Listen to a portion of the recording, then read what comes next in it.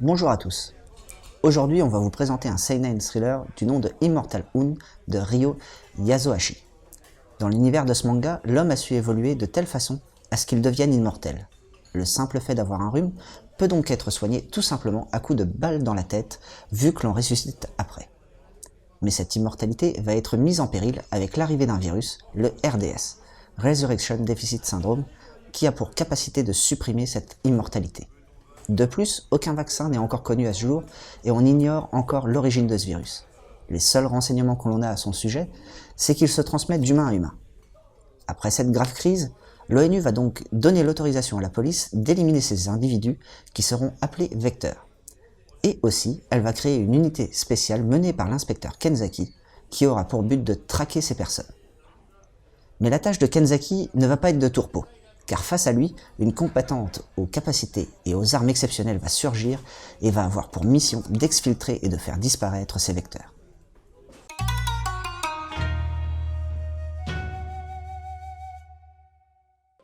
Concernant le dessin, on a affaire à un travail simple, sans trop de détails, mais qui reste bien maîtrisé. On pourra d'ailleurs remarquer des arrière-plans très peu détaillés sur pas mal de cases, à l'inverse des scènes d'action qui, elles, sont plutôt bien fournies. Ces détails sur les scènes en renforcent le côté gore et surréaliste, car en effet, vu que tout le monde est immortel, la boucherie est autorisée.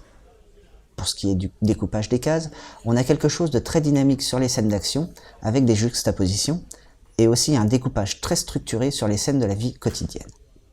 La jaquette, quant à elle, reste simple mais sanglante, ce qui donne le ton de ce seinen.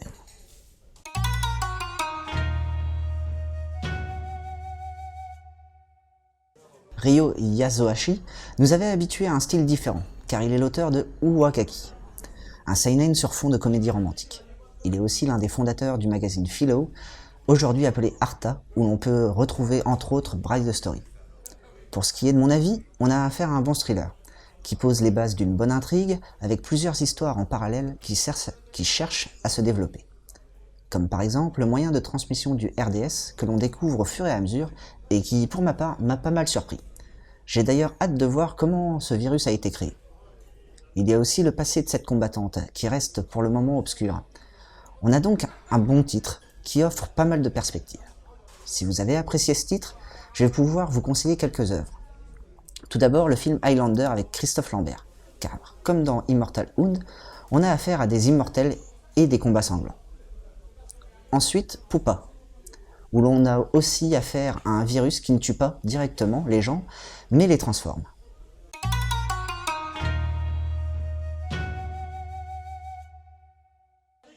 En résumé, Immortal Hound est un seinen thriller de Ryo Yasuhashi, où l'on va suivre l'inspecteur Kenzaki qui a pour but de traquer et d'éliminer tout individu redevenu mortel. Sa tâche ne va pas être de tout repos, car face à lui, une redoutable et énigmatique combattante va, elle, avoir pour mission d'exfiltrer et de faire disparaître ces gens. Pour le dessin, on a affaire à un dessin plutôt simple, sans trop de détails, mais qui reste bien maîtrisé, avec des scènes d'action bien détaillées, à l'inverse de celles du quotidien. Pour ce qui est d'ailleurs de ces scènes d'action, on en prend plein les yeux, et c'est d'ailleurs bien agréable. On pourra retrouver ce titre chez Kiyun pour le prix de 7,90 €. Sur ce, bonne lecture.